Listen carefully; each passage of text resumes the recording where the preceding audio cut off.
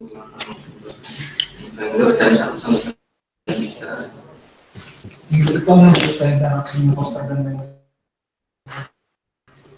Ini saya isi BKD surat tugas mengajar berita acara Itu SK. Berita acara itu yang BAP. BAP. Maksud saya itu satu aja ke semuanya. Semua. Atau dan. Oh mas. Kedengeran ya?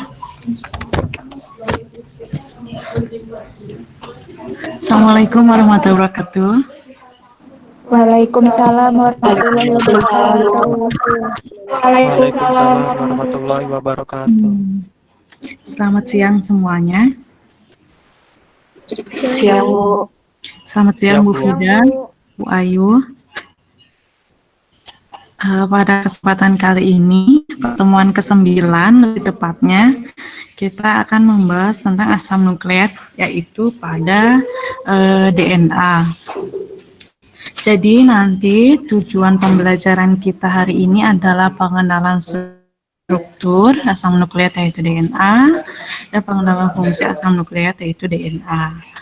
Kemudian ini sebelum saya memulai ke asam nukleat, layar saya terlihat jelas ya? Bu. Terlihat jelas Bu. Terlihat jelas Bu.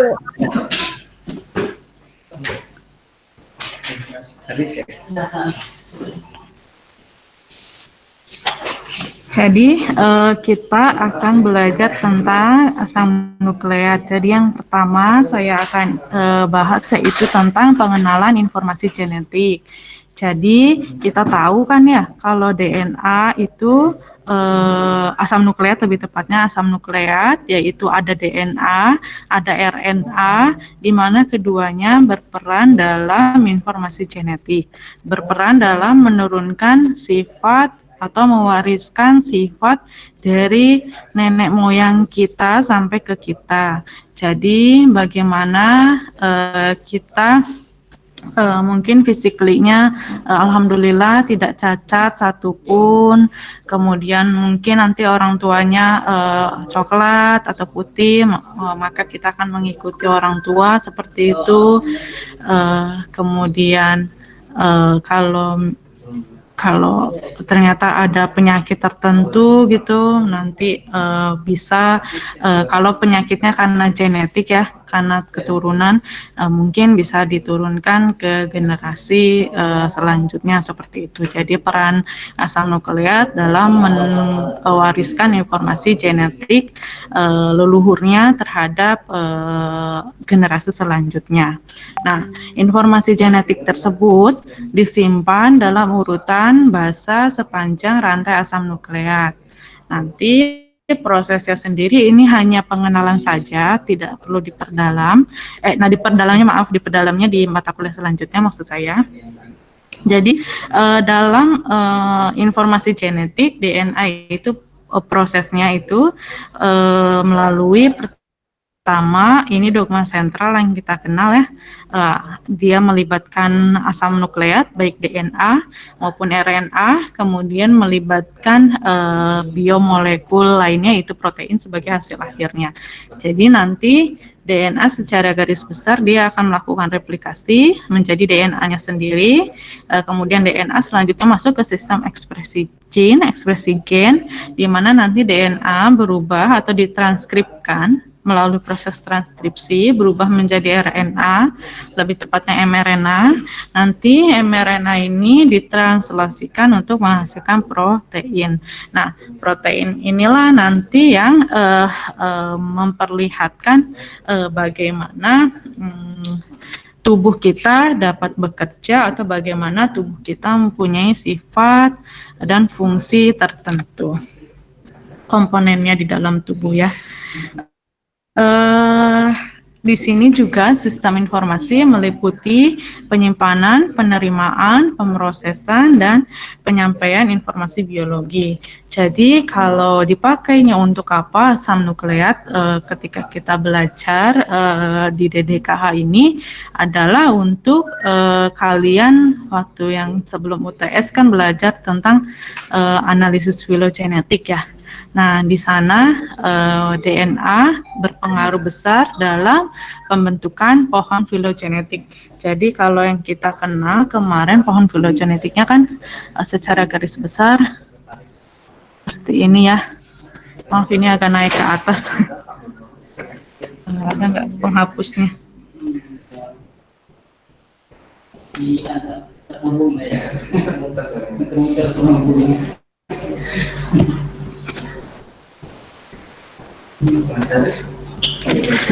Nah, ini misalkan yang kemarin yang kita bahas di sini adalah ke bakteri ya, bakteria. Kemudian di sini archaea. Kemudian di sini adalah yang eukariotik ya. Nah, bagaimana kita bisa menyusun pohon filogenetik ini itu dari informasi yang ada pada DNA di suatu organisme tertentu.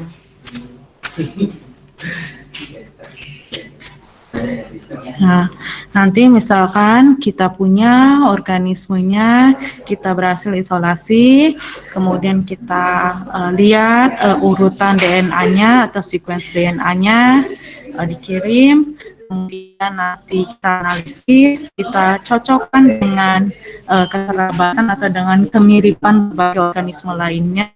Nah, data besarnya itu disimpan di online, website online. Jadi nanti kita akan mendapatkan bagaimana pohon filogenetik atau kekerabatan dari si organisme tersebut. Semakin dekat kan ya kemarin di cabang, misalkan di sini ada ke arah E. coli, yang lain ke arah bakteri lain, misalkan semakin dekat cabangnya dengan E. coli, berarti organisme tersebut bisa dianggap memiliki kemiripan dengan E. coli. Berarti struktur DNA-nya atau urutan DNA-nya akan sama dengan dia berdiri di cabang mana, seperti itu. Nah, kita mulai ke asam nukleat. Asam nukleat yang tadi ya ada DNA, ada RNA, di mana ini adalah polimer ya, atau biomakromolekul. Nah, kalau kita tahu polimer berarti kan dia tersusun dari monomer-monomernya ya.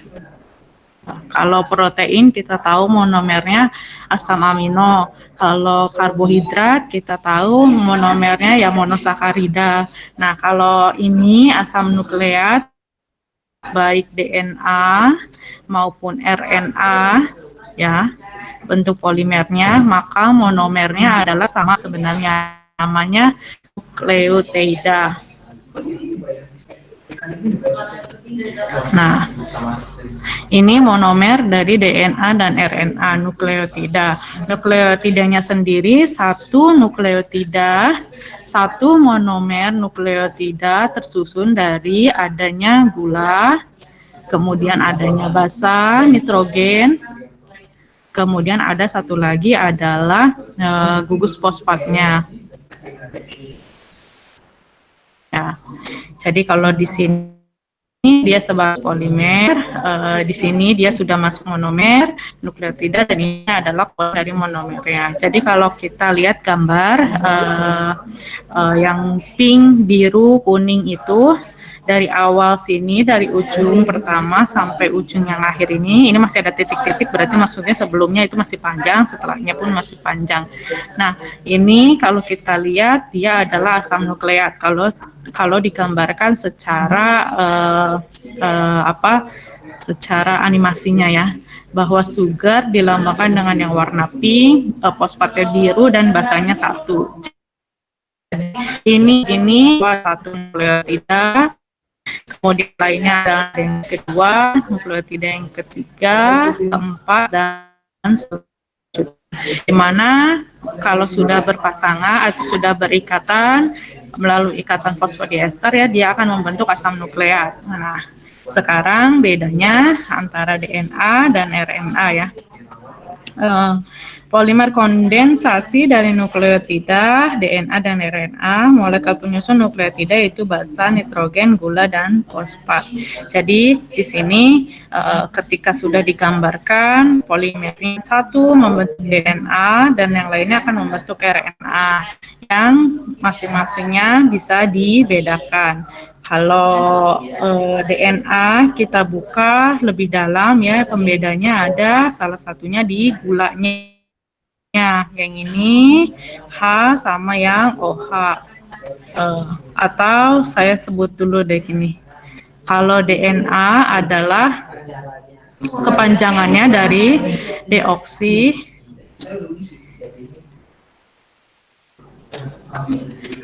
ribose nucleic acid. Kalau RNA ribo nucleic acid.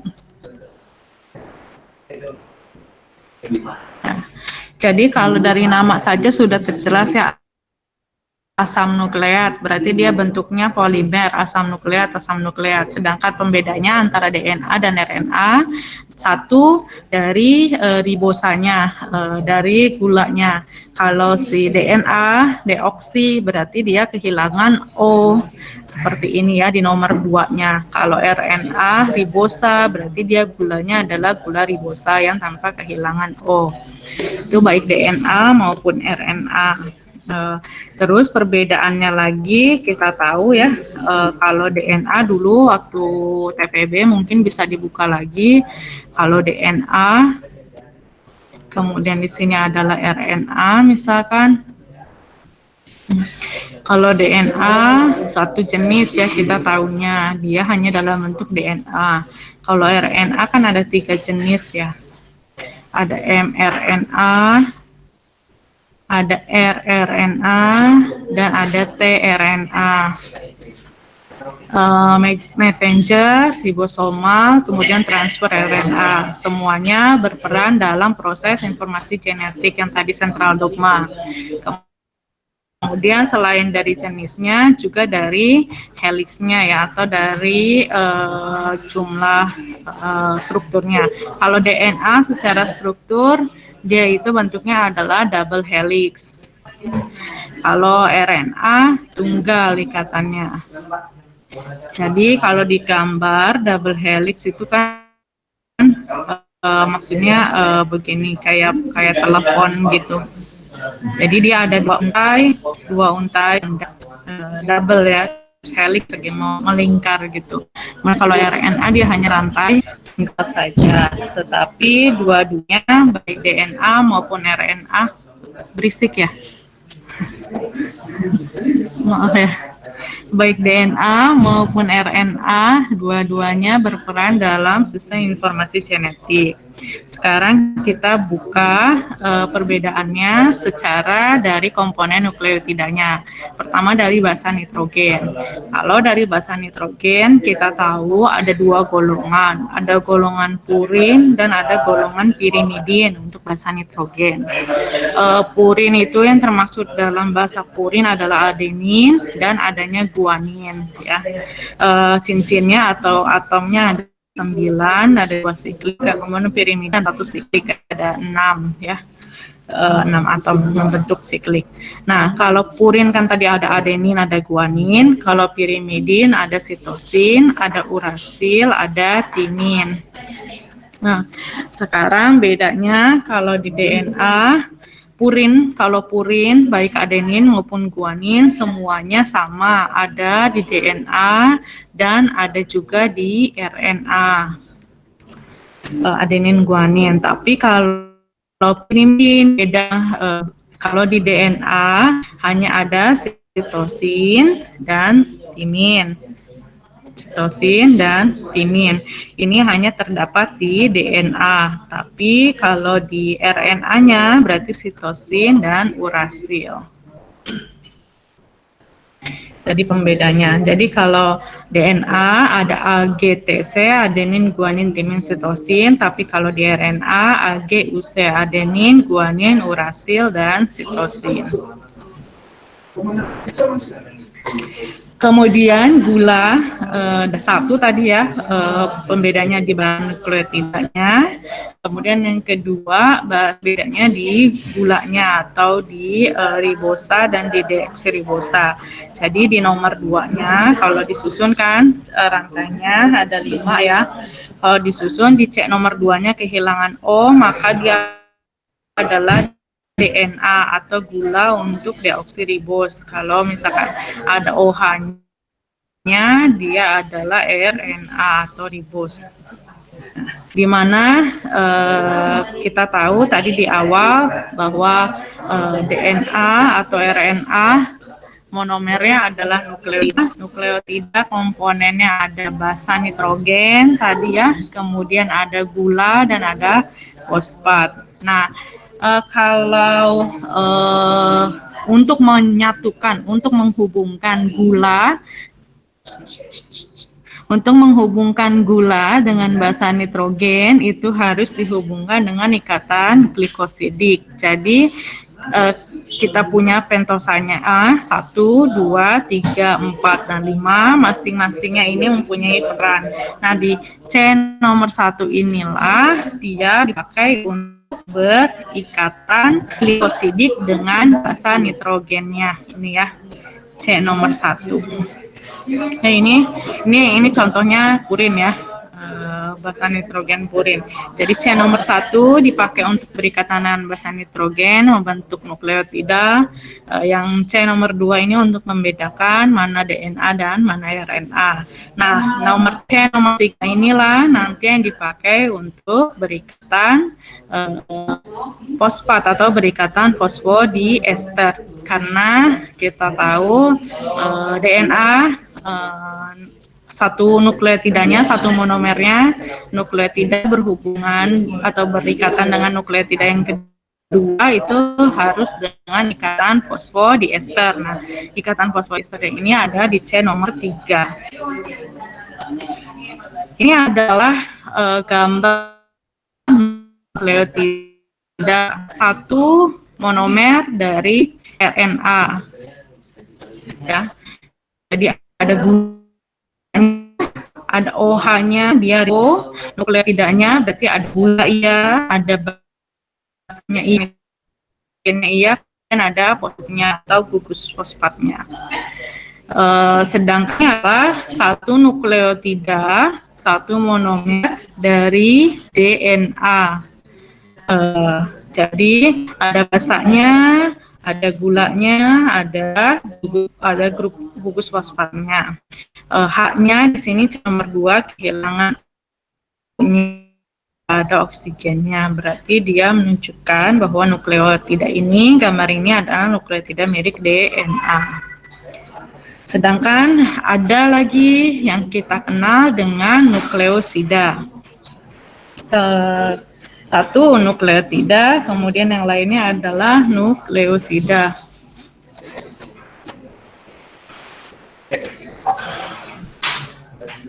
Kalau nukleotida ya di sini di gambarnya dipisah 2 ya. Satu kan kalau nukleotida ada gula, ada fosfat, ada gula, kemudian ada basa. Baik basanya pirimidin di sebelah kiri, yang di kanan itu adalah basanya purin pembedanya. Kalau bedanya nukleotida sama nukleosida, kalau nukleotida semuanya ada, gulanya ada, basa nitrogen ada, kemudian fosfatnya ada.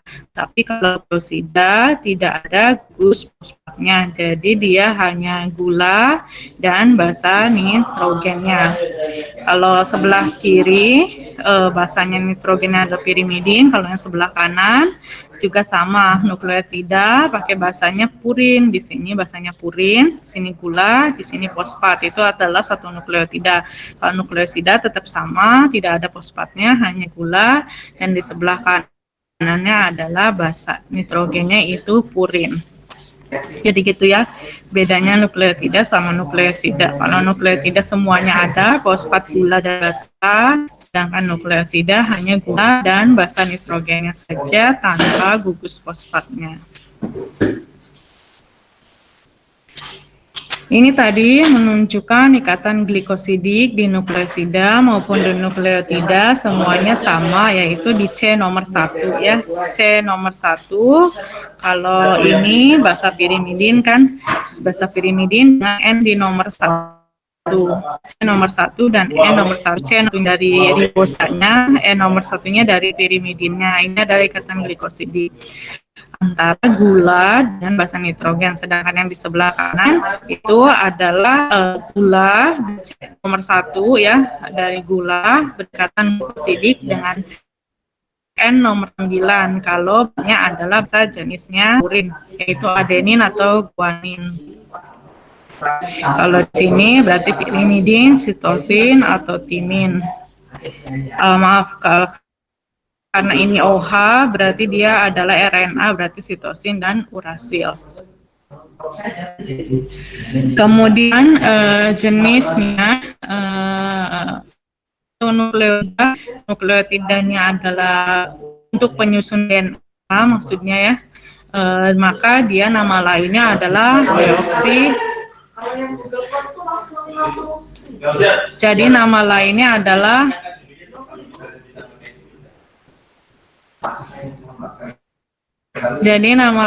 adalah deoksiribonukleotida. Deoksiribonukleotida ada jenisnya DAMP, ada jenisnya DTMP, ada jenisnya DGMP, ada jenisnya DCMP. Maksudnya DAMP adalah D-nya itu deoksiribo, ribosanya tidak ada.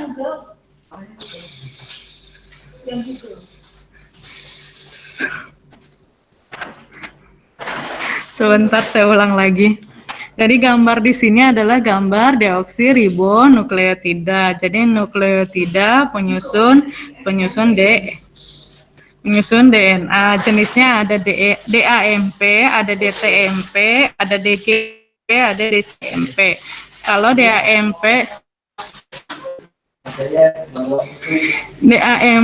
maksudnya adalah deoksiribos. Jadi gulanya di C nomor 2-nya kehilangan O. A itu adalah adenin, menunjukkan bahwa basa nitrogen yang terikat si gula di C nomor 1 adalah basa nitrogen adenin. Sedangkan MP adalah monofosfat. Jadi hanya satu fosfat yang terikat. Jadi namanya DAMP. Jadi ini adalah satu nukleotida penyusun dari DNA. Kalau dia ngikatnya adenin, kalau dia ngikatnya timin, maka namanya berubah lagi jadi DTMP, deoksiribos timin monofosfat ya. Timin yang terikat pada gula ribosa tersebut. Bisa ada DMP, deoksiribos guanin monofosfat, dan ada DCMP, deoksiribos sitosin monofosfat. Jadi ini adalah nukleotida penyusun dari DNA. Sedangkan ini berarti nukleotida penyusun RNA. Kalau tadi yang deoksiribo ada D-nya menunjukkan C nomor 2-nya kehilangan oksigen. Kalau sekarang tidak ada D depannya, menunjukkan bahwa nukleotida tersebut adalah penyusun RNA. Jadi O-nya masih lengkap. Jadi ribos. Gulanya itu adalah ribos. Tidak usah namanya, jenisnya ada AMP, UMP, GMP, dan CMP. Kalau AMP maksudnya berarti adenin monofosfat. Jadi adenin yang terikat pada ribonukleotida. Terus ada UMP, tadi ya kita kenal di RNA, basa nitrogennya urasil bukan timin. Kalau timin kan punyanya DNA, kalau urasil punyanya RNA. Jadi UMP urasil monofosfat. Kemudian GMP, guanin monofosfat, dan terakhir adalah CMP, sitosin monofosfat. Jadi ini adalah satu nukleotida ya. terikat adenin dengan gulanya ribosa dan 1 gugus fosfatnya. Kemudian ini ada struktur lain juga, ada 5 ATP, adenin trifosfat. Jadi basa nitrogennya terikat di C nomor 1 dari si gula ribos tersebut. Di sini nomor 1 terikat dengan N nomor 9 dari pirimidin tadi ya. Maaf dari purin. Maaf dari purin karena ini adenin, inilah adenin ya. C nomor 1 ikatan glikosidik, kemudian nomor 5-nya 5 aksen, maksudnya menunjukkan bahwa di C nomor 5, 1, 2, 3, 4, dan 5, nomor 5 ini menunjukkan bahwa adanya trifosfat atau ada gugus 3 gugus fosfat 1, 2, dan 3. Ini ATP molekul yang dengan energi paling tinggi. Kemudian di sebelah kanan ada 3 aksen DGMP. 3 aksen DGMP berarti menunjukkan D-nya adalah deoksiribos, deoksi. Berarti di C nomor 2-nya dia tidak ada O, kemudian G-nya adalah guanin. Sebelah sini berarti dia adalah guanin.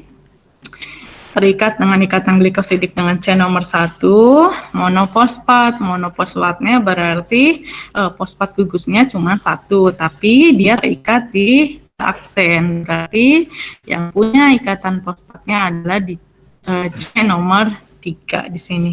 1, 2, 3, 4, dan 5. Nomor 3-nya terikat dengan monofosfat. Kalau yang di sini tadi nomor 5-nya terikat dengan trifosfat. Kalau penggambaran dari asam nukleat. Kemudian ini adalah rantai DNA ya dari 5 aksen ke 3 aksen, di mana ada ribosnya, kemudian ada fosfat dan ada basa nitrogennya. Sebentar, oh ini di sini. Jadi di sini ikatan fosfodiesternya. Jadi kalau misalkan digambar DNA, harusnya di sini ada double helix ya, sebelah kiri dan sebelah ada 2 untai gitu ya. Harusnya dibuat lagi satu lagi. Nah, kemudian sebelah kanan adalah RNA rantai itu. Di DNA kita gambarkan dulu pertama dari kan tadi DNA disusun dari nukleotida. Jadi nukleotida yang pertama ada basanya, kemudian ada gulanya, ada fosfatnya. Nomor 1, C nomor 1 dari ribosnya berikatan dengan basa, kemudian C nomor 2-nya menunjukkan O-nya hilang, berarti dia DNA. C nomor 3-nya berikatan dengan fosfodiester setelahnya, C nomor 5 berikatan ester sebelumnya. Makanya kenapa DNA untanya disebut dari 5 aksen ke 3 aksen, karena menunjukkan bahwa di 5 aksen ada gugus fosfat yang free, yang bebas, sedangkan di 3 aksen di ujung paling terakhir sebelah sini ya, misalkan ya tidak digambarkan, ada gugus OH yang bebas. Sedangkan ikatan fosfodiesternya sendiri tercipta dari atau terbentuk dari C nomor 3 gula yang pertama di nukleotida yang pertama dengan C nomor 5 ya. 1, 2, 3, 4, 5. C nomor 5 dengan gula di nukleotida yang kedua. Ini adalah ikatan fosfodiester. C nomor 3 aksen pada basa yang nukleotida pertama dengan C nomor 5 pada gula di nukleotida yang kedua. Sama dengan RNA, DNA, ikatan fosfodiesternya C nomor 3 dengan C nomor 5 ini ya. Terus tandanya di sini juga kalau RNA ada OH-nya. Dari 5 aksen 3 aksen juga. Karena ini free, fosfatnya di nomor 5 dan setelahnya kalau tidak ada lagi sampai ke ujung akhir maka OH-nya free di nomor 3. Makanya untainya dari 5 aksen ke 3 aksen. Kemudian kalau yang di DNAI karena dia untainya ganda double helix, maka kalau satu untai kalau untai yang pertamanya dari ujung 5 aksen ke 3 aksen, maka ujung yang keduanya itu komplemennya dari 3 aksen ke 5 aksen. Biasanya komplemen ini ditentukan dari yang terikat pada nukleotida rantai pertama. Jadi kalau ada adenin, nanti di sini komplemennya adalah timin. Kalau ada guanin, maka di sini komplemennya adalah sitosin. Kalau ada sitosin, guanin, ada timin, ada adenin. Makanya dia bisa berikatan atau bisa terikat secara double helix ya. Ini adalah base sequence dari DNA dari untai 5 aksen ke 3 aksen. Ada adenin, sitosin, adenin, timin, guanin, adenin, timin, timin, adenin, sitosin, sitosin, guanin, guanin, adenin, timin, guanin, sitosin, guanin. Di mana nanti yang saya jelaskan tadi, di mana ininya di rantai dari 3 aksen ke 5 aksennya disesuaikan dengan basa nitrogen yang terikat pada untai yang pertama. Jadi kalau timin nanti bertemu, kalau adenin timin, sitosin guanin, timin lagi adenin dan seterusnya komplemennya ya. Jadi adenin komplemen dengan timin, sitosin komplemen dengan guanin. Itu kalau di DNA.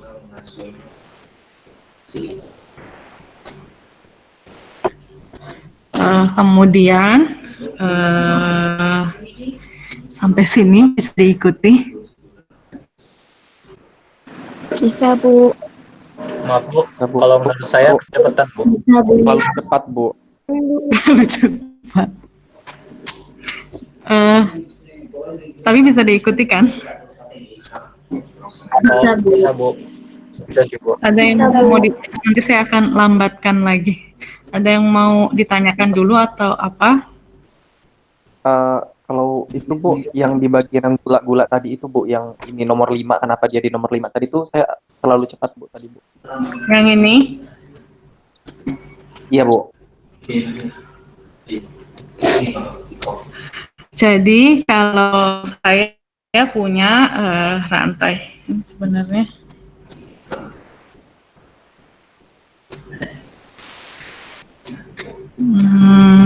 Ini menunjukkan saja sih sebenarnya bahwa dia dari ujung rantai DNA itu gambar ya dari 5 aksen ke 3 aksen ya menunjukkan. Terus kemudian di sini misalkan ada dari 5 aksen ke 3 aksen kan hanya untuk menunjukkan bahwa misalkan rantai DNA 5 aksen ke 3 aksen. Nah, di sini kan ada satu nukleotida ya, ada ribosnya, kemudian ada basa nitrogennya, kemudian di sini ada fosfatnya atau di sini aja. Di sini misalkan ada ribosnya, di mana ini ribosnya?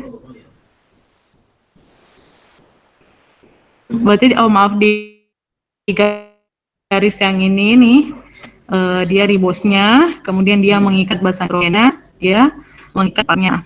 Jadi di si C nomor ininya, ini kan ini ribosnya ya, maaf deoksiribos karena dia DNA ya.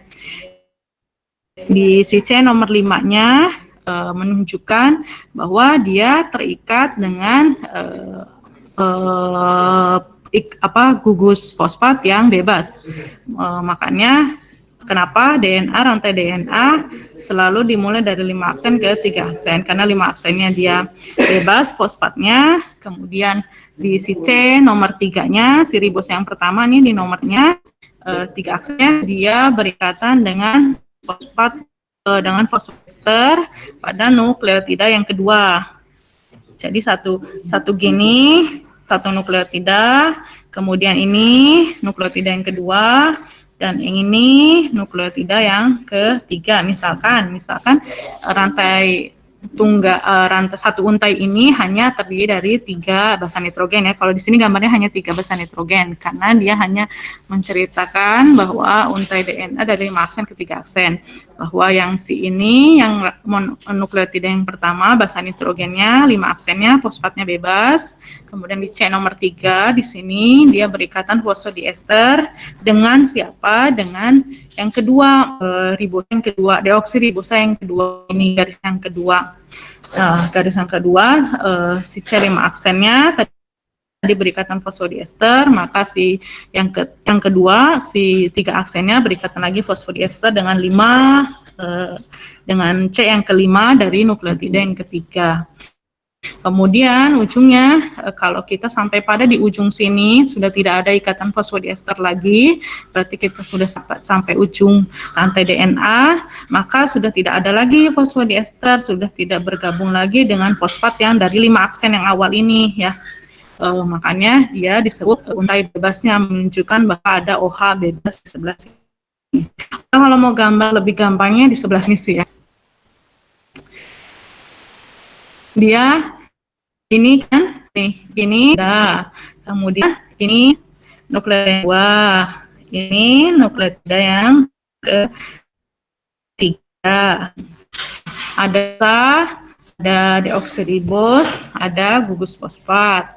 Jadi kalau di ujung awal kan dia tidak ada fosfodiester ya di yang nukleotida paling pertama, makanya di C nomor 5-nya ini fosfatnya bebas.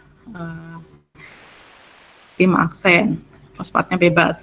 Sedangkan untuk membentuk DNA harus ada ikatan fosfodiester kan, itu letaknya adalah di C nomor 3 dari basa nukleotida yang dari deoksiribos nukleotida yang pertama. Nah, di sini dia berikatan fosfodiester dengan C nomor 5 dari deoksiribos nukleotida yang kedua. Kemudian si C nomor 3 dari deoksiribos nukleotida yang kedua, dia berikatan fosfodiester dengan C nomor 5 sehingga nanti kalau sampai pada ujung si 3 aksennya di sini dia akan ada OH yang bebas, tidak lagi berikatan fosfodiester, menunjukkan makanya untai DNA itu dari awal adalah 5 aksen ke 3 aksen. Seperti itu, bahwa di nomor 5 ada fosfat yang bebas, di nomor 3 ada OH yang bebas. Kalau dia tadi itu nggak ada fosfatnya itu Bu, dia itu ya Bu, nukleosida ya Bu? Nukleosida. Baik Bu.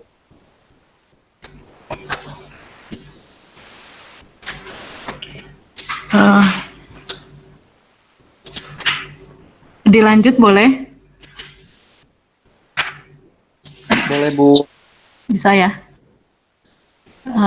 Kemudian di sini saya menjelaskan tentang helix rangkap DNA atau double helix dari rantai DNA. Jadi ada rantai polinukleotida ya, karena kan tadi monomernya ada non-nukleotida, berarti rantainya kalau banyak berarti polinukleotida atau DNA tadi ya. Polinukleotidanya ada dua rantai ya, yang mana keduanya ini saling berkonformasi helix ganda yang saya bikin. Maaf, ke sebelah sini aja gambarnya. Yang saya bikin seperti ini. Ya, jelek banget. Jadi dua rantai ini konformasinya helix ganda, ini adalah bentuk dari DNA, di mana tulang punggungnya atau bagian luarnya yang di sini ya, yang di sisi-sisi sebelah sini itu adalah gula dan fosfat. Sedangkan basa nitrogennya itu ada di letaknya di dalam ya, di dalam. Jadi di anak tangga, kalau kalian punya tangga yang melingkar di rumah, pijakan kakinya itu adalah basa nitrogennya, pegangan tangannya itu yang di sebelah luarnya itu adalah gula fosfatnya, seperti itu. Gula fosfatnya bersifat hidrofilik dan basanya itu bersifat di dalam. Basanya hampir tegak lurus ke sumbu pengulang helix 34 angstrom per 10 basa. Jadi nanti dia akan mengulang, mana ya ada gambar itunya. Jadi pada saat gambar lubang ini, misalkannya kita udah dapat ada 10 lubang nih dari satu sini. Nah, tingginya adalah namanya tingginya yaitu 34 kalau diukur Armstrong itu 10 pangkat minus 10 kalau tidak salah. 34 Armstrong tingginya. Diameternya sendiri untuk DNA adalah 20 Armstrong. Ini tadi 34 Armstrong itu adalah 10 basa ya. Kemudian arah kepolaran kedua untainya berbeda satu sama lain yang tadi. Kalau satu itu dari 5 aksen ke 3 aksen, maka yang rantai berikutnya 3 aksen ke 5 aksen. Rantai seperti ini hanya memudahkan kita untuk menjelaskan proses dari DNA atau dari dogma sentral yang awal tadi. Dari DNA gimana bisa berubah jadi RNA. Nah, untuk memudahkan prosesnya digambarkan rantai lurusnya, karena nanti ada enzim-enzim yang berperan untuk memotong, membuka, untuk menyalin, dan untuk menghasilkan mRNA selanjutnya diproses untuk farmasetik selanjutnya. Ini yang saya tadi, kenapa harus komplement antara untai 1, 5 aksen ke 3 aksen dengan untai yang kedua, 3 aksen ke 5 aksen. Karena ditentukan dari ikatan hidrogen yang ada pada basa pairingnya, ikatan di basa nitrogennya. Jadi kalau timin sama adenin itu ada 2 ikatan hidrogen ya dari lantai satu. Kemudian kalau sitosin guanin itu ada 3 ikatan hidrogen. Makanya tidak bisa timin ketemu sitosin atau adenin ketemu guanin. Harus saling komplement, timin adenin, sitosin, dan guanin. Timin adenin tadi 2 ikatan hidrogen, kalau sitosin guanin 3 ikatan hidrogen.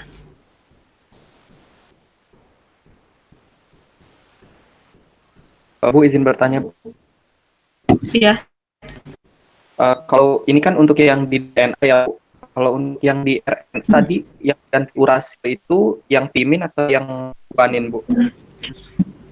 Ini, yang timin. Urasil. Baik, Bu, terima kasih. Kalau, ya. Mulyadi ya. RNA, timin sama adenin, sitosin, guanin. RNA, timinnya diganti di urasil.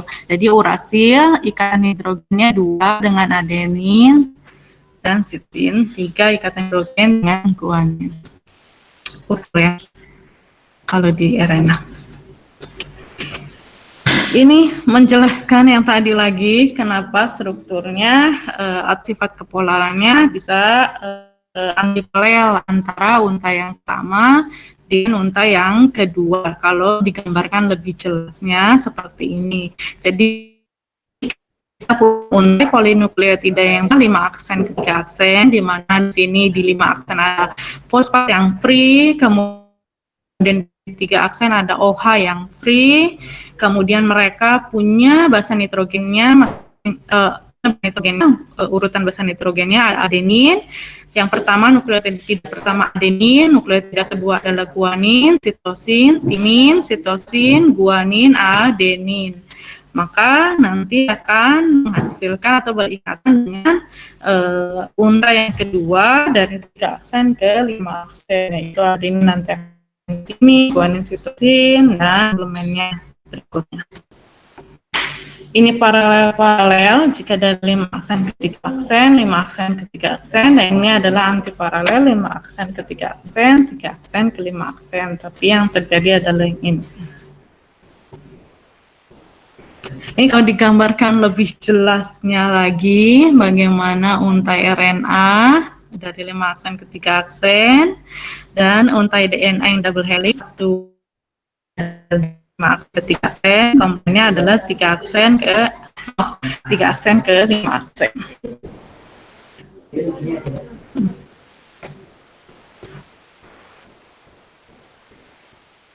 Ini yang tadi saya maksud DNA gambarnya, yang satu backbone-nya, yang satu di bagian dalamnya. Jadi kalau lihat di gambar sebelah sini ya, kalau sebelum melingkar masih lurusnya, jadi si gula sama si fosfatnya itu ada di bagian luar ya. Gula fosfatnya sebelah luar, yang ini juga untai yang keduanya juga sama, gula fosfatnya ada di sebelah luar, kemudian basa nitrogennya itu ada di sebelah dalam dari si double helix. Nah, makanya kalau digambarkan kayak seperti anak tangga, si anak tangganya itu adalah basa nitrogen, si tangannya adalah gula fosfatnya atau backbone-nya. Nah, ini kalau dilihat dari penampakan samping, penampakan atas, A itu penampakan samping dari DNA, B itu adalah penampakan atas dari DNA. Jadi dia dikatakan satu belokan atau satu pengulangan jika terdiri dari 10 basa nitrogen yang mana tingginya adalah 34 Armstrong. Ini adalah kalau kenal tuh kayak major groove-nya atau lekukan majornya. Terus ada yang minornya per satu basa dengan basa yang kedua. Kemudian jadi double helix-nya seperti ini ya gambarnya. Kemudian ini kalau dilihat dari atas, penampakan atas yang tadi diameternya hanya sekitar 20 Armstrong. Di dalamnya, di dalam sini dia adalah basa nitrogen, sedangkan di luar sininya gula fosfatnya.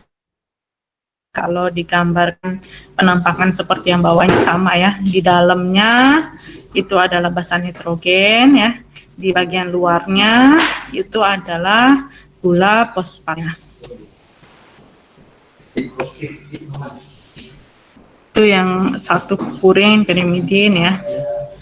Kemudian ini DNA bisa denaturasi dan bisa renaturasi kembali atau disebut dengan reversible strand separation. Jadi pemisahan untai double DNA, untai rangkap DNA yang dapat balik ya, yang bersifat dapat balik. Pertama kita punya native state-nya, ada untai double helix DNA-nya, ada 5 aksen, 3 aksen, 3 aksen ke 5 aksen, jadi 5 aksen, 3 aksen, kemudian ada komplemennya 3 aksen ke 5 aksen. Ini native-nya. Kemudian kita bisa buat dia strand atau terbuka, rantai lurusnya ya, jika jika diberikan basa atau jika diberikan suhu. Jadi gitu ya, untai double helixnya jadi single helix, 5 aksen, 3 aksen, satu lagi 3 aksen ke 5 aksen. Kemudian dia bisa renaturasi lagi, dari yang single stranded ini dia bisa jadi double stranded lagi. Nah, kemampuan DNA yang seperti inilah yang dimanfaatkan pada proses amplifikasi DNA menggunakan alat polymerase chain reaction. Jadi si DNA ini, kalau kita punya sampel DNA, kita kalau di polymerase chain reaction itu kita mainkan biasanya suhu, dengan meningkatkan suhu saja dia bisa terbuka dan jadi single strand. Nanti di proses selanjutnya tujuannya tujuannya kalau PCR kan kita untuk amplifikasi DNA ya, perbanyakan DNA. Berarti dari yang satu unta ini kita akan buat dia anakannya jauh lebih banyak lagi untuk keperluan selanjutnya, misalkan keperluan bioteknologi yang lain ya, mau dia untuk sel atau untuk kita cari gennya, tergantung tujuannya lah ya. Jadi si untai double helix ini kita buka dulu karena amplifikasi ya, tidak mungkin langsung diamplifikasi kalau bentuknya double seperti ini. Jadi si untainya kita buka dulu dengan memainkan suhu pada berbagai pada siklus yang berulang ya, nanti terpisah. Kalau sudah terpisah komponen dari PCA ada yang dikopikan dari si untai 5 aksen ke 3 aksennya. Bisa direplikasi ya, bisa diamplifikasi ya. Kemudian nanti kalau sudah selesai bisa renaturasi lagi dengan memainkan suhunya. Nah, kalau itu kan tadi secara bisa dipakai melalui area-nya. Ada juga yang kalau alaminya yaitu yang ada di kita sendiri tentang ekspresi gen. Jadi DNA bisa direplikasi menjadi DNA anakan berikutnya. Tapi biasanya single thread-nya tidak buka satu untai terbuka dengan untai utuh lainnya. Bagian mananya saja yang kopikan, maka bagian itulah yang terbuka. Kemudian di sini ada komposisi basa secara eksperimental yang ditentukan pada berbagai organisme. Jadi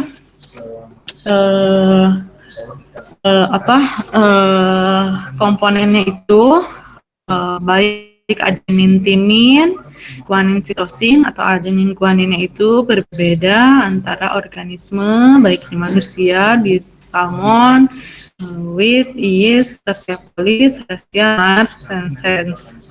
Nah, ini tuh hasil penelitian atau hasil penelitian dari Chargaff ya, Erwin Chargaff, bahwa katanya ada 4 basa nukleotida terdapat dalam rasio yang berbeda-beda pada setiap organisme ya. Jadi komposisi DNA-nya berbeda-beda dari setiap organisme. Kita lihat di sini aja udah beda-beda ya. AT-nya, GC-nya, AG-nya beda benar.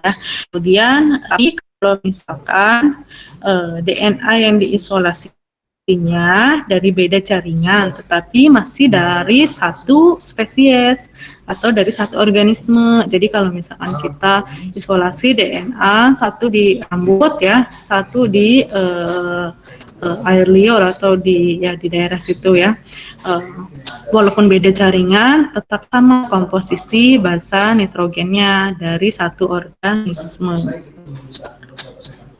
Kemudian komposisi basa dalam satu spesies akan berubah pada keadaan normal dari organisme tersebut. Dan yang terakhir adalah jumlah komposisi basa nitrogennya baik adenin itu akan sama jumlahnya dengan timin, guanin itu akan sama jumlahnya dengan sitosin ya. Adenin jumlahnya sama dengan timin, guanin akan jumlahnya sama dengan sitosin karena yang tadi ikatan hidrogen yang terbentuknya. Kalau adenin dengan timin kan 2 ikatan hidrogen atau garisnya 2 ya, untuk saling komplement, untuk saling bisa membentuk untai DNA. Makanya jumlahnya harus sama antara adenin, timin, guanin dan sitosin. Kenapa ini? Karena di sini nanti kita akan mempelajari latihan ya. Dari kan di sini kalau di sini ikatan hidrogennya kan hanya 2, kalau yang di guanin sitosin ikatan hidrogennya 3. Jadi kalau ada organisme yang punya guanin sitosinnya lebih banyak, berarti artinya ikatan hidrogen yang terbentuk antara basa nitrogen guanin dengan sitosinnya kan 3 ya. Makanya kekuatannya akan jauh lebih kuat. Jadi kalau ada organisme yang punya GC-nya jauh lebih banyak, biasanya tinggal di lingkungan-lingkungan yang ekstrim dibandingkan dengan normalnya gitu ya. karena dia punya GC, komponen GC yang jauh lebih banyak atau jauh lebih tinggi.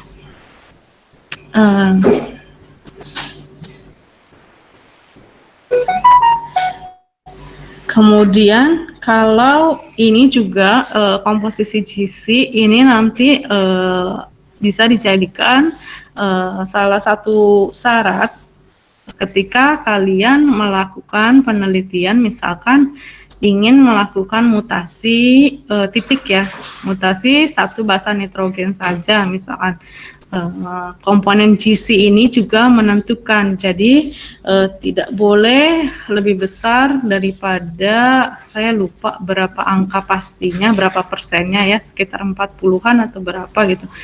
Kalau lebih besar daripada ini, kemungkinan untuk dilakukan mutasinya pun akan jauh lebih sedikit kemungkinan berhasilnya gitu.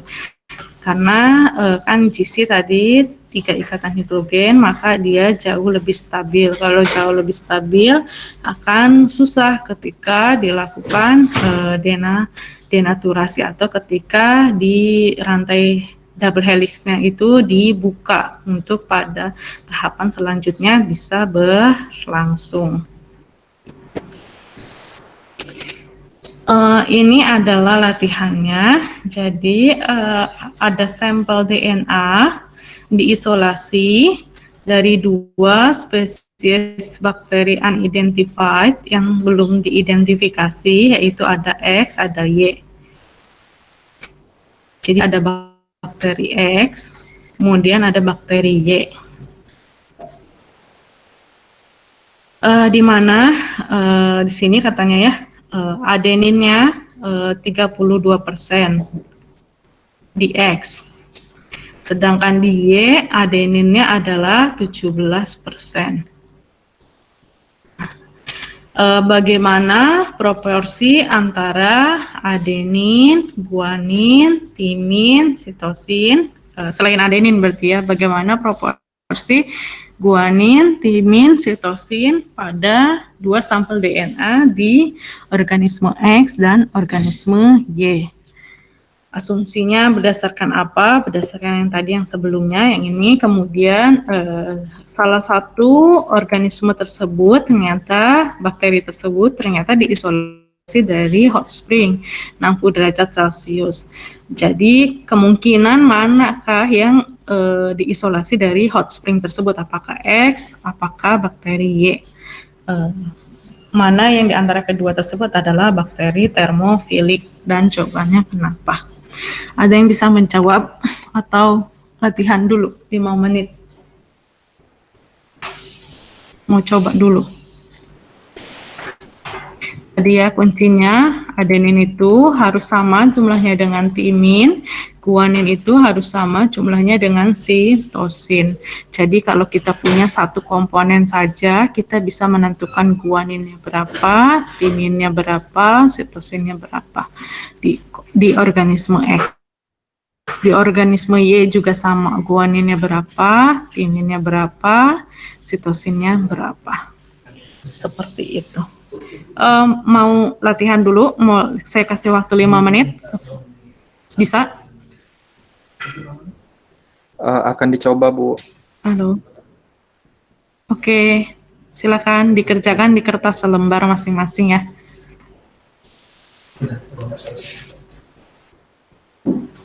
Nilainya nggak saya capai, saya gini aja.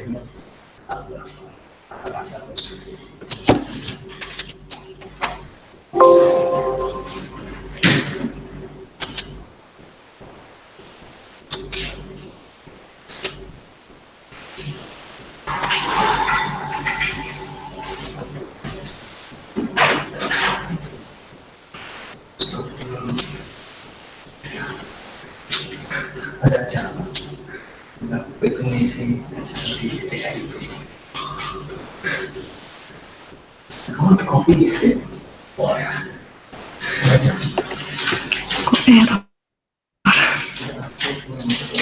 Kalau di akhir aku acara ya. Kalau di awal.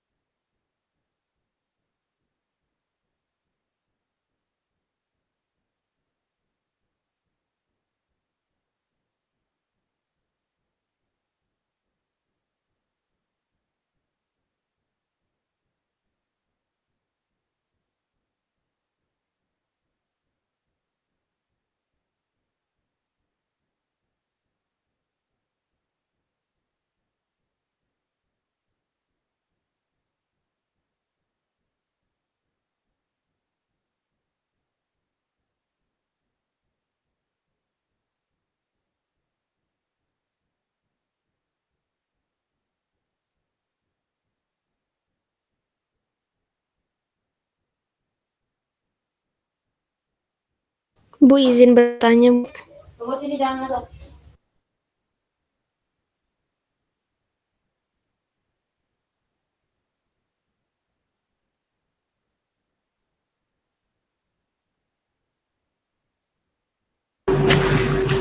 Kenapa? Maaf tadi pakai headset tidak terdengar. Izin bertanya, Bu. Itu berarti semua bahasa Oh iya, networknya melengkapi 100% ya, Bu? benar 100%. Baik, Bu. Terima kasih. Iya, Bu, jadi itu adenin sama guaninnya kan sama, jadi sama-sama 32 kan, Bu? Terus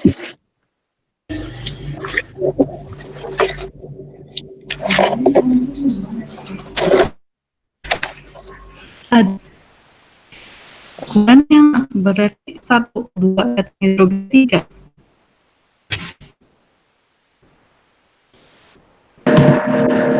Bukannya Yang mana yang sama? sama timin, Bu. Hah? Sama Siapa? timin, Bu. Iya benar. Adenin sama timin, Bu. Iya, adenin sama timin benar. Tadi siapa yang? Adenin 30.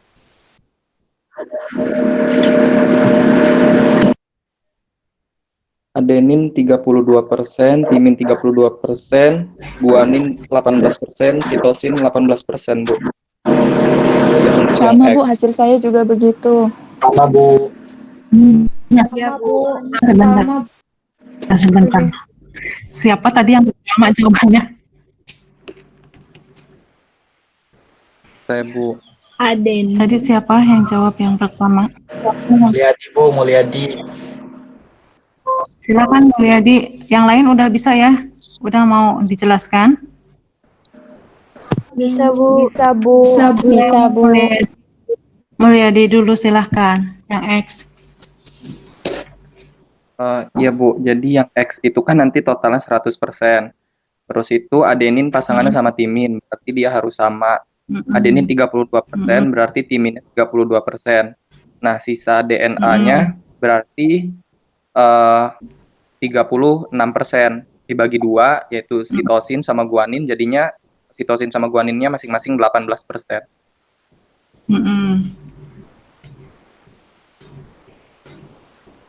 Guaninnya berapa?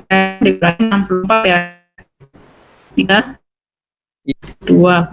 Karena sitosin harus sama dengan guanin, berarti 32% dibagi 2. 18.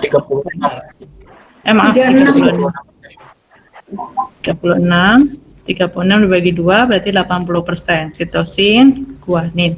Ini pada organisme X. Organisme Y, silahkan yang mau jawab siapa? Saya, Bu. Hai, Bu. Siapa namanya yang perempuan? saya, Bu. Nama saya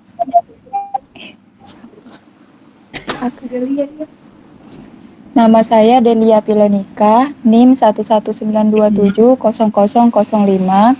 Jadi di yang Y itu kan adenin harus sama dengan timin. Sedangkan di situ diketahui kalau adeninnya itu 17%. Berarti timinnya juga 17%. Kemudian itu kan harus, Bu. Jadi 100% dikurang 34 itu hasilnya 66, Bu. 64 itu Jadi, punya siapa? 66% itu punya siapa? 66% itu punya guanin sama sitosin. Jadi guanin sama sitosin masing-masingnya 33%. Begitu, Bu.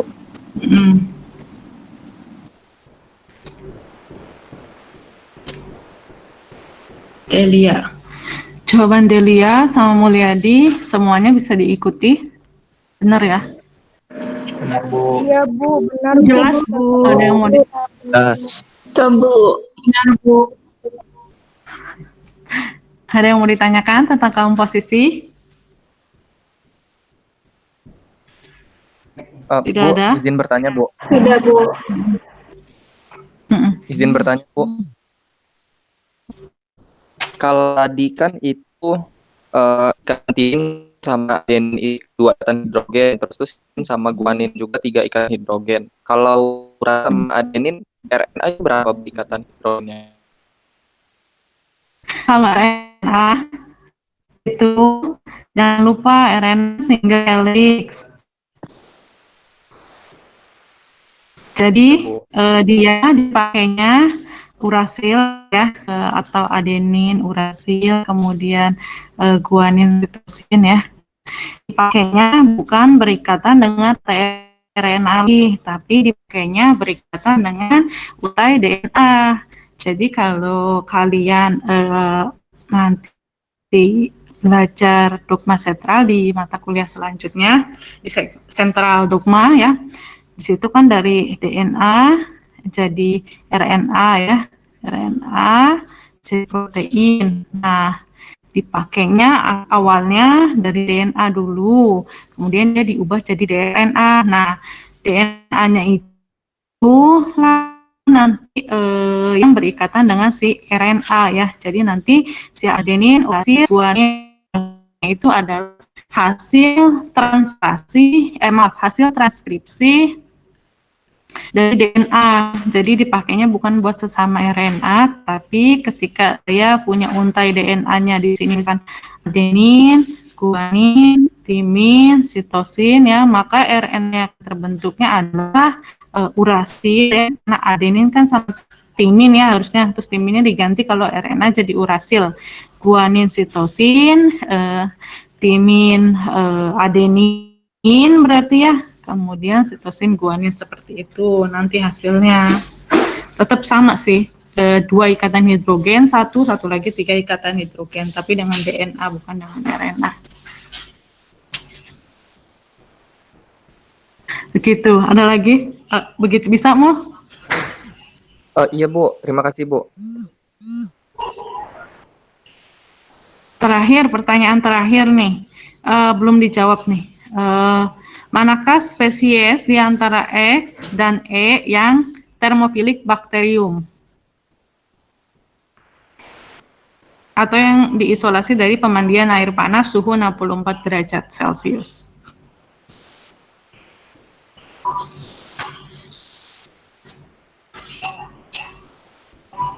Ini kan tadi kita udah punya nih. Dari X yang sebelah kiri ini jawabannya. Dari Y sebelah kanan ini jawabannya. Jadi mana kira-kira antara X dan Y yang berasal dari atau yang merupakan bakteri termofilik yang tinggal di suhu tinggi, yaitu suhunya di sini 64 derajat Celcius.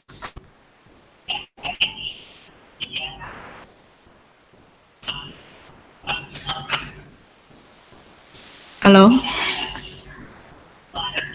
Mul? Atau yang lain? Sebentar Bu, cek dulu Bu. Bu, izin bertanya Bu. Ya. Kalau untuk menentukan spesiesnya itu berpatokan dengan apa Bu? Tadi berpatokan dari jumlah GC. Karena jumlah GC kan di situ dia 3 ikatan hidrogen. Semakin banyak, berarti akan semakin banyak ikatan hidrogennya. Berarti dia akan jauh lebih stabil atau jauh lebih suka tinggal di daerah-daerah yang termofilik. Jadi jawabannya yang mana? Yang X bukan Bu. Yang Y bukan Bu. Iya, Bu. Yang Y satu orang. Yang Y ya Bu. Yuk, satu orang alasannya. Saya Bu. Ya, siapa? Nama saya Ayu Alfia, NIM 119270003. Pilihannya bakteri yang Y karena di bagian G dan C-nya lebih besar daripada yang X, Bu. Berapa? Sebesar 33% masing-masingnya, Bu. Atau 66%, jauh lebih banyak dibanding X, yaitu yang 36%. Jadi kemungkinan yang Y adalah bakteri yang berhasil diisolasi dari pemandian air panas atau merupakan bakteri kemungkinan adalah bakteri termofilik. Nanti selanjutnya untuk termofiliknya dari aktivitas si enzim apa yang dihasilkan dari bakteri tersebut.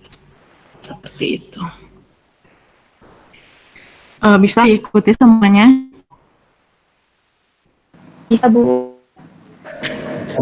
Ada yang Bisa, mau Bu. saya kembalikan dulu ke Bu Fida sebentar.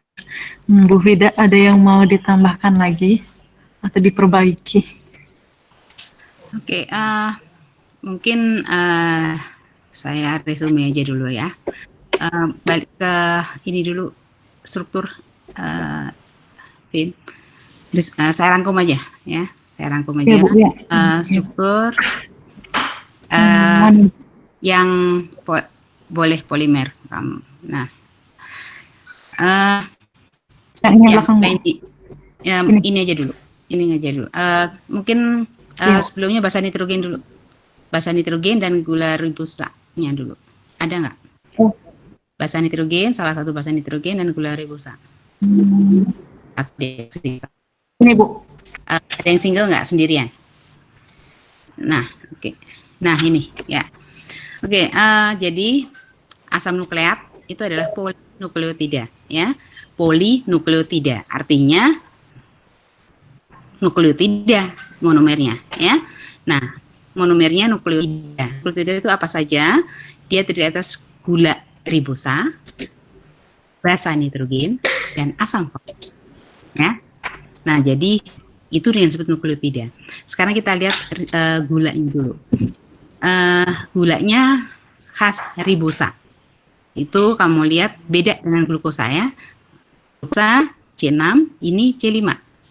Jadi kalau untuk energi kita perlunya C6, kalau untuk penyusun informasi genetik sel itu kita perlunya C5. C5-nya tidak sembarang C5, tapi adalah ribosa. Ya, bukan silosa misalnya, bukan ribulosa, ya, tapi ribosa. Nah, nanti macam-macam gula detailnya itu nanti kita akan belajar di SPX, fungsi biomolekul, tapi kamu mungkin sudah pernah dengar gula glukosa misalnya, ya. Nah, ini berbeda dari gula glukosa yang pernah kamu dengar. Jadi ribosa. Nah, sekarang untuk biasanya kalau penomoran pada senyawa organik itu kita selalu memberi nomor pada atom C-nya, ya. Atau atom kalau dia heterosiklik, ya dia juga diberi nomor dalam yang diutamakan adalah dalam lingkarnya dulu, ya. Nah, baru nanti keluar. Nah, jadi artinya untuk basa nitrogen maupun ribosa itu harus kamu berikan nomor tersendiri, nomor yang berbeda. Nah, itu kalau kamu lihat di situ pada basa nitrogen kamu memberi nomor 1 itu pada atom N, ya. Nah, ini kebetulan yang diberi contohnya adalah yang bentuknya di sini ada purin dan pirimidin, dua-duanya ada, ya. Nah, jadi nomor 1, 2, 3 dan seterusnya itu ada di lingkar basanya dulu, ya, di basa nitrogen. Dan kamu lihat di situ semua tidak ada maksud saya berturutan, ya, 1, 2 dan seterusnya untuk masing-masing basa nitrogen itu diberi simbol dengan nomor 1 dan seterusnya. Nah, sekarang untuk ribosa itu juga harus diberi nomor juga kan? 1, 2 dan seterusnya. Nah, sekarang untuk membedakan bahwa kita lagi bicara atom yang ada di dalam basa nitrogen atau pada ribosa, itu pada ribosa kita beri simbol angka 1-nya adalah 1 aksen. Jadi bukan 1 tapi 1 aksen, ya. Jadi 1, 2, 3 dan seterusnya, ya. Nah, 1 aksen, 2 aksen, 3 aksen, 4 aksen, 5 aksen. Jadi kalau kita bicara 1 aksen, 2 aksen, artinya kita lagi bicara atom yang ada di ribosanya, bukan di basa nitrogennya, ya. Nah, sekarang kamu perhatikan pada ribosa itu kamu lihat ribosa itu polihidroksi juga kan? Jadi artinya dia sangat mudah larut dalam air. Ya memang asam nukleat ini ada di dalam lingkungan air, ada di dalam inti sel, ya. Kalau di prokaryote ya dia adalah dalam sitoplasma. Ya, jadi dia lingkungan memang air, jadi dia harus bisa berinteraksi dengan air pasti. Dan sifat kimianya menunjukkan bahwa dia sangat mudah larut dalam air. Dia bisa berinteraksi apa ini? Misalnya interaksinya. Kalau dia berinteraksi dengan air, Hidrofilik, Bu. Hidrogen, Bu. iya, ikatan hidrogen yang terbentuk, ya. Sifatnya hidrofilik, mudah larut dalam air karena dia bisa berinteraksi lewat ikatan hidrogen dengan air, ya. Nah, kemudian kamu lihat di situ pada posisi atom C1-nya, satu aksen, ya, itu dia berinteraksi dengan basa nitrogen, ya. Nah, kemudian kita lihat 2 aksen itu OH-nya bebas untuk yang ribosa. 3 aksen di sini masih kelihatan bebas. 4 aksen dan 5 aksen itu kamu lihat ada OH bebas, ya. Nah, 4 aksen itu O-nya itu membentuk struktur lingkar dengan 1 aksen, ya. Nah, jadi pada ribosa yang bebas OH-nya itu ada pada posisi 2 aksen, 3 aksen, 5 aksen. Itu kalau dia sebagai di sini yang sekarang nukleosida, ya, karena tidak ada fosfatnya maka kita beri namanya nukleosida. Nah, ada slide yang berinteraksi dengan fosfat, Vin. Nah, oke. Deoksiribosa itu kamu lihat bedanya dengan ribosa adalah di atom C kedua aksen. Atom C kedua aksen pada deoksiribosa itu kehilangan atom O. Namanya juga deoksi, kehilangan, ya. Itu pada 2 aksennya. Nah, sekarang pada saat dia berinteraksi dengan fosfat, kamu lihat di situ, baiknya mungkin PR aja buat kamu tuliskan bagaimana interaksi antara asam fosfat dengan gula ribosa dan nukleosida, misalnya nama nukleosida itu kamu beri nama dengan menuliskan nama basa, misalnya basa nitrogennya adalah adenin, jadi nama basanya menjadi adenosin. Kalau dia ribosa, kalau dia deoksiribosa, deoksiadenosin, ya, itu nama basa, nama nukleosida. Nah, kalau dia berinteraksi dengan fosfat, maka tinggal kamu menggunakan berapa fosfat yang berinteraksi. Kalau misalnya dia berinteraksi dengan 1 fosfat, berarti mono, kan? Kalau di 3 tri. Nah, jadi kalau AMP itu diberi simbol D kecil itu untuk kalau ribosanya menjadi deoksiribosa. Jadi DAMP itu adalah untuk deoksi adenosin monofosfat. Kalau fosfatnya 2 ya jadi difosfat. Jadi DADP. Ya, kalau misalnya guanin ada 2 fosfat, mungkin nggak? Ya, kalau itu secara bukan in vivo, jadi in vitro, mungkin saja kita bentuk seperti itu. Ya, tapi jadi di dalam sel itu sangat jarang, ya, tapi bukan tidak mungkin ada, ya.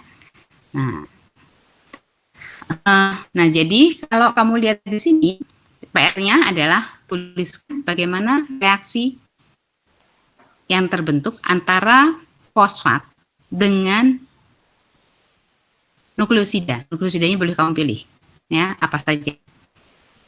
Jadi basa nitrogennya boleh kamu pilih apa saja, ya. Nah, itu tolong buatkan Google Form-nya, Vina, ya, untuk mereka upload untuk masing-masing. Tuliskan di situ mekanisme reaksinya, ya, antara fosfat dengan nukleosida, ya. Mekanisme reaksinya antara fosfat dengan nukleosida. Tuliskan reaksinya seperti apa, ya. Nah, itu tolong buatkan Google Form-nya untuk PR-nya.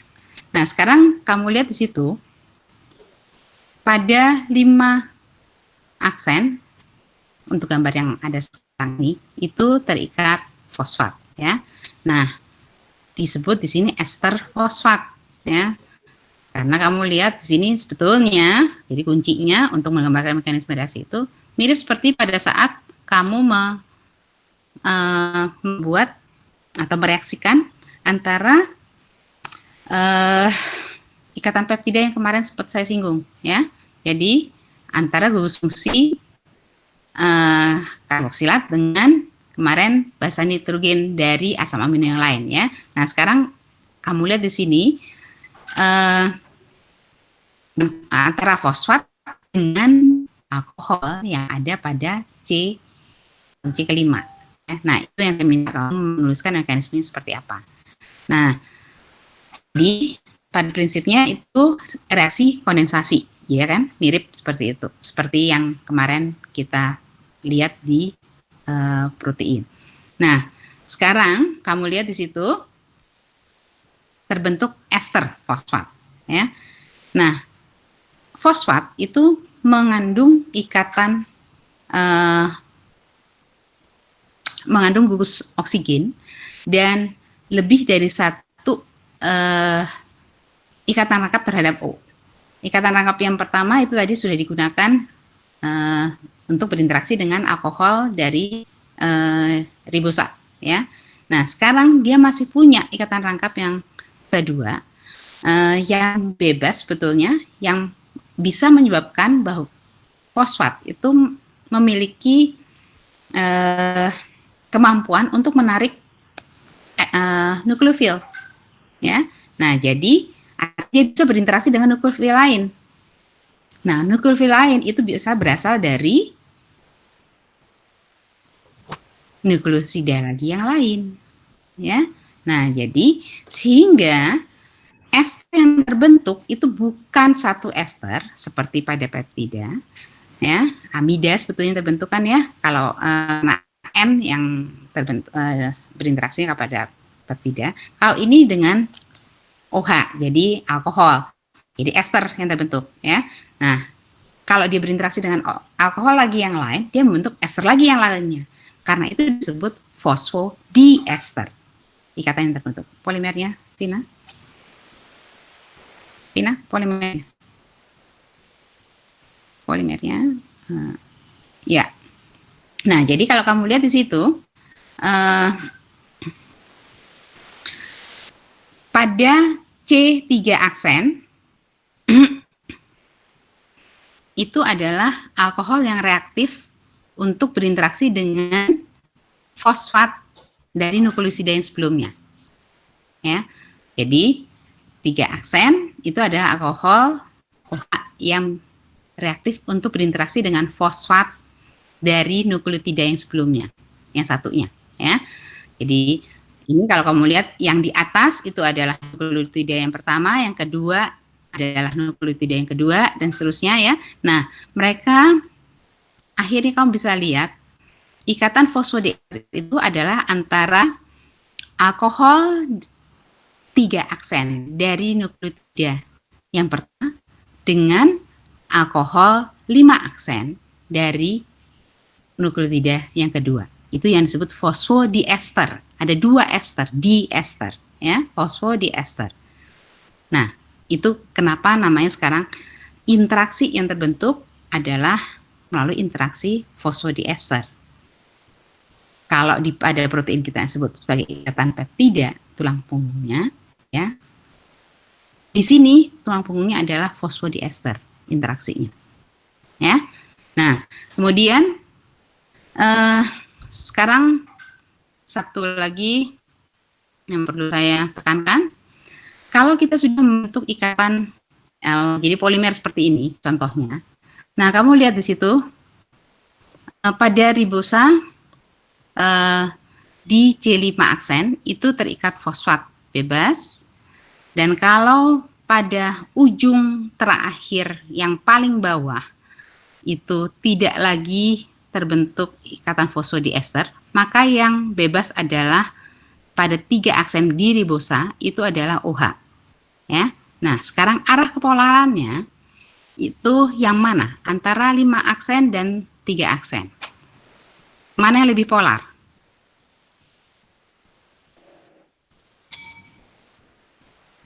Tiga aksen, Bu. Karena?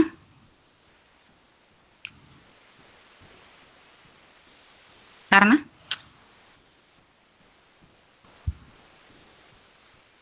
Kenapa 3 aksen lebih polar?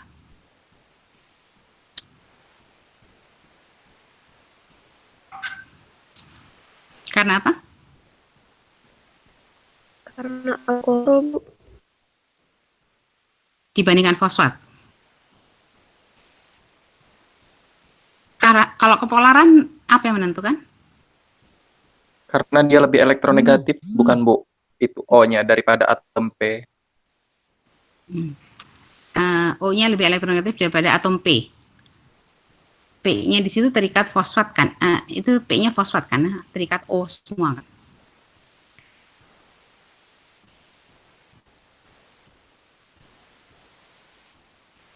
Pendekatannya sudah betul, tapi sekarang kamu ngelihat ya, tadi kan saya tanya alkohol, fungsi alkohol OH dengan fosfat, artinya P dengan 4 buah atom O. Itu fosfat tuh di dalam larutan, ya dia akan terionisasi, ya kan?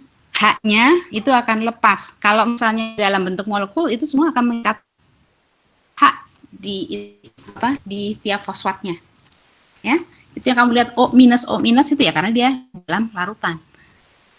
Fosfat itu kan asam ya sifatnya, ya kan? Jadi kalau misalnya lihat di sini DNA itu dia bermuatan apa? Bermuatan apa di sini? DNA dalam larut.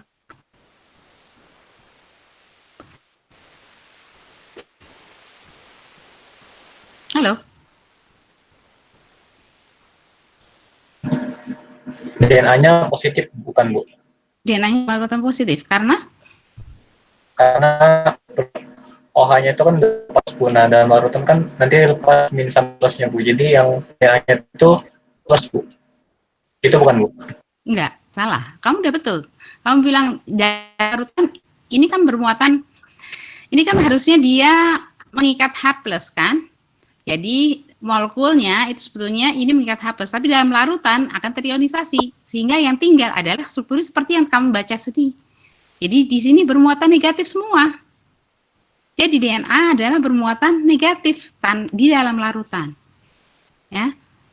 Karena pengaruh dari ionisasi Ka dari asam fosfat itu untuk lepas yang pertama itu sangat besar. Ya kan? Ka1-nya itu cukup besar. Nah, jadi artinya bermuatan negatif DNA itu. Nah, sekarang jadi fosfat ini kalau kamu lihat dibandingkan OH, kemampuan untuk melepaskan H+-nya itu alkohol kita tahu H-nya bukan seperti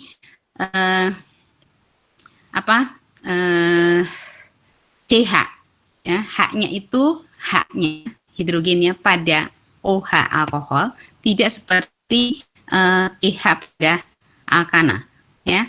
Nah, jadi dia sebetulnya juga bersifat asam, tapi sifat keasamannya dibandingkan fosfat itu fosfat jauh lebih bersifat asam, ya, lebih mudah terionisasi dibandingkan OH. Nah, sekarang kalau kepolaran, kemarin kita harus lihatnya dari apa? Kepolaran, Bu? Keelektronegatifan, Bu. Belum lengkap. Perbedaan keelektronegatifan antara dua spesi. Itu ikatan polar. Kalau molekul yang polar, kita lihatin dari mana? Molekul polar kita lihatin dari mana?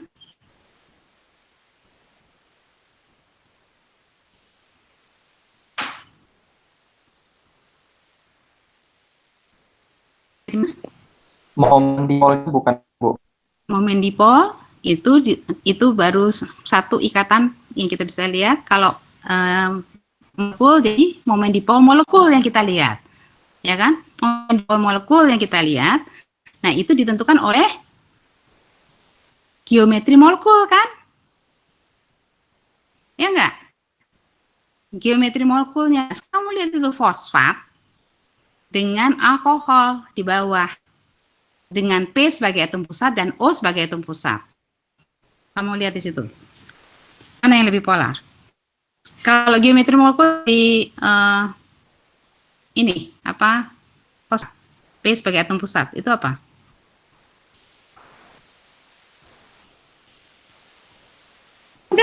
Tetahedral, Bu. P berapa? P berapa itu? 5, Bu. P5. Oh iya, betul. Jadi tetrahedral ya. Oke, O sebagai atom pusat?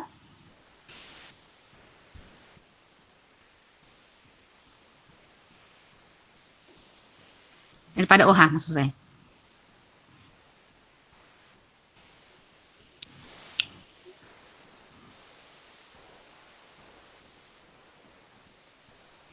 Linier bukan, Bu.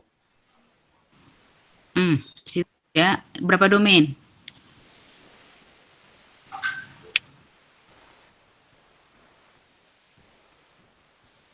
Ada berapa domain?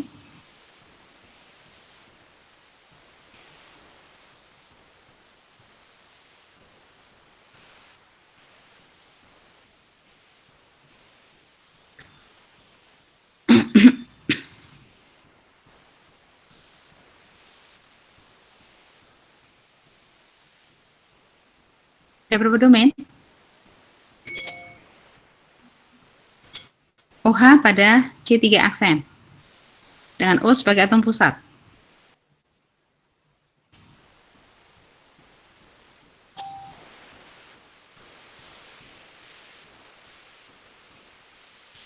Ayo, waktunya jalan terus nih.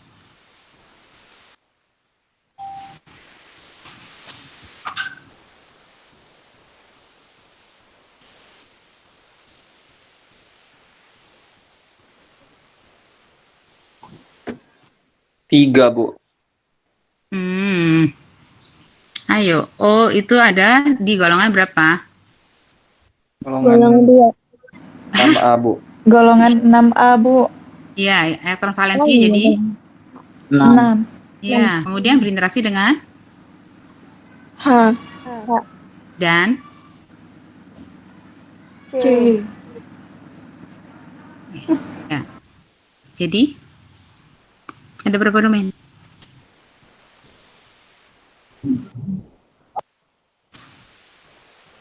Ada berapa domain? 2 domain bukan, Bu? Sekali lagi? 2 domain bukan, Bu? Bukan. Kalau kita melihat domain itu kan kita melihatnya ada domain ikatan, elektron ikatan, dan domain elektron bebas, kan? Seluruh susunan domain elektronnya di semua dilihat. Sekarang susunan domain elektronnya untuk O sebagai atom pusat di situ apa? Mengikat ke H dan C, Bu. Terus? Di Ada C berapa? ada 3 elektron bebas. Di C ada 3 elektron bebas? Yang benar. O sebagai atom pusat. O ada ada 6 elektron valensi. Jadi Lewis-nya, Lewis structure-nya untuk O sebagai atom pusat, dia kemudian berikatan dengan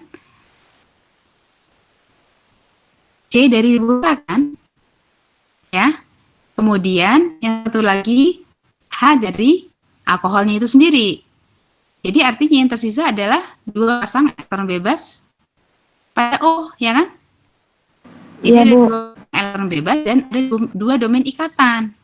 Jadi ada berapa domain? 4, Bu. Iya, kalau ada 4 domain, susunan domain elektronnya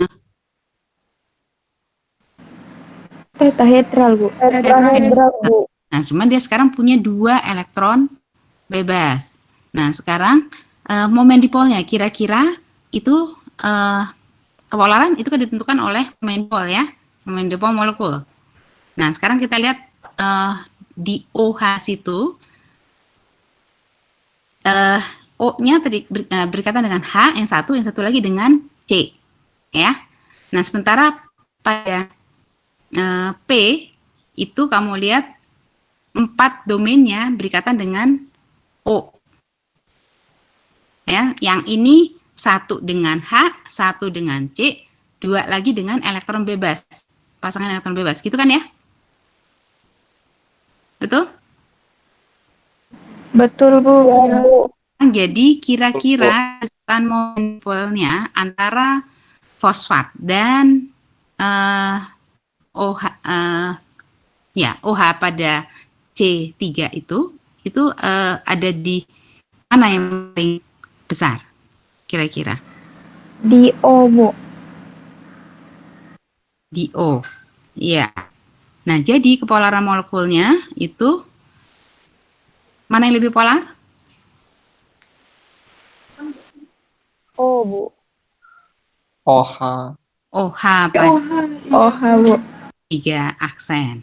Nah, karena itu arah kepolaran dari polinukleotida itu sering kali disebutkan dari 5 aksen ke arah 3 aksen. Ya. Nah, karena alasan kimia itu yang menjadi dasar. Ya. Nah, jadi selalu kita sebutkannya memang kalau untuk polinukleotida itu penting menunjukkan di mana yang 5 aksen, mana yang 3 aksen. Nah, jadi untai semacam ini itu sering diwakilkan karena kalau kita menuliskan seperti ini itu menjadi sangat sulit, repot kan ya, menuliskan struktur molekul seperti ini. Nah, kemudian ada cara simple yang kita sajikan. Kalau pada asam amino kita beri dia simbol dengan 1 huruf, itu yang lebih simple. Nah, untuk polinukleotida, simple yang lain, coba, Vin. Yang tadi bulat-bulat 5 aksen, bukan. Yang ada 5 aksen P, O, nah ini. Nah, jadi ini ada cara yang mudah untuk bisa menyampaikan urutan basa nitrogen. Ya, basa nitrogen di sini A, C, G itu yang menjadi variasi dari polinukleotida tersebut kan. Nah, sama seperti pada protein, kalau urutan residu asam amino yang menentukan residu protein. Nah, pada molekul polinukleotida yang menentukan adalah urutan dari basa nitrogennya.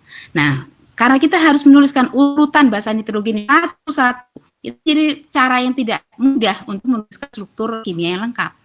Nah, karena itu dituliskan dengan cara seperti ini. Garis lurus itu mengambang ribosa, ya. Nah, kemudian di sini ada 5 aksen, itu artinya ujung 5 aksen dari ribosa tersebut. Kemudian di situ ada 3 aksen, adalah ujung 3 aksen dari ribosa tersebut. Nah, kemudian ada posisi atom pertama, C pertama itu C1 aksen, itu mengikat A di sini untuk nukleotida yang pertama. Pada ujung 5 aksennya pasti mengikat fosfat. Nah, begitu seterusnya, fosfodiester kemarin tadi kan kita sudah lihat terbentuk antara OH pada 3 aksen dengan fosfat melekat pada 5 aksen dari nukleotida yang sebelumnya, ya. Nah, jadi urutan dari basa nitrogen itu kita sebutkan kalau di sini dengan adanya fosfat di sini kita tahu bahwa ini adalah ujung 5 aksen, ya. Nah, itu adalah A, C, G dan seterusnya. Itu kita tuliskan seperti ini. Nah, cara yang lebih mudah lagi, itu sebenarnya ada satu lagi, itu hanya menuliskan urutan, tapi di depannya ada P. Itu kamu nggak sajikan di sini ya, Pin? Ada P, bukan. Jadi kalau ini bukan. Ya, mungkin yang di atas tadi lebih barangkali kita hanya menuliskan urutan basa nitrogennya, tapi diawali dengan. Nah, berarti di situ ujung fosfatnya. Mungkin yang tadi sebelum ini bukan. Jadi kamu hanya menuliskan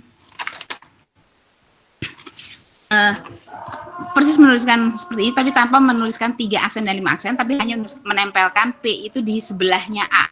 Jadi P, A, C, C, C, G, misalnya dan seterusnya. Nah, itu artinya yang A itu adalah pada atom pada ribosa yang memiliki fosfat bebas, ya. P-nya di bawah.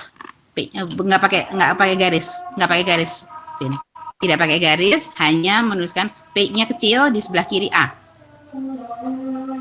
ya, kemudian ya gitu, ya, P, A, G, C, C dan seterusnya. Nah, itu artinya adenin itu melekat pada ribosa dengan fosfat yang bebas, yang di sebelah kanannya artinya itu OH-nya yang bebas, ya. Nah, pasangan basa nitrogen CGAT itu pada DNA, CGAU itu pada RNA, ya. Nah, CG itu punya 3 basa ikatan hidrogen. Kamu lihat pasangan hidrogen, ikatan hidrogen tadi ada 3. Dan nah ini, ya, ini 3 buah ikatan hidrogen, artinya kalau mau diputuskan itu kamu perlu energi 3 kali lipat ikatan hidrogen. Kalau ada 2 ikatan hidrogen, artinya kalau diputuskan kamu harus memutuskan sejumlah 2 kali lipat energi ikatan hidrogen. Karena itu CG, karena 3 buah ikatan hidrogen lebih kuat dari AU, ya, atau AT, ya. Nah, jadi kalau suatu DNA punya komposisi CG-nya lebih besar daripada AT-nya, karena itu artinya dia lebih sulit dibuka urutan DNA-nya. Nah, ini menjadi karakter dari organisme yang bisa hidup pada temperatur yang tinggi, ya. Jadi termostabilitas dari DNA ditentukan oleh pasangan CG dari suatu organisme, ya. Nah, nanti teknik manipulasi itu akan diajarkan di kuliah yang berikutnya. Mungkin itu aja kelihatannya yang bisa kita rangkum, ya. Nah, jadi pahami, jangan tinggalkan konsep-konsep kimia yang pernah dapatkan, ya. Oke, itu aja, Evin. Iya, Bu. Terima kasih banyak, Bu Fida. Pertemuan kali ini, pertemuan 9 kali ini tentang asam nukleat yaitu DNA, struktur DNA telah selesai. Silahkan nanti tugasnya dikumpulkan yang diberikan oleh Bu Fida. Nanti saya akan berikan link G-form-nya untuk kalian mengumpulkan tugas, ya. Lebih cepat lebih baik. Sekian. Saya tutup berarti pertemuan kali ini. Assalamualaikum warahmatullahi wabarakatuh. Waalaikumsalam warahmatullahi wabarakatuh.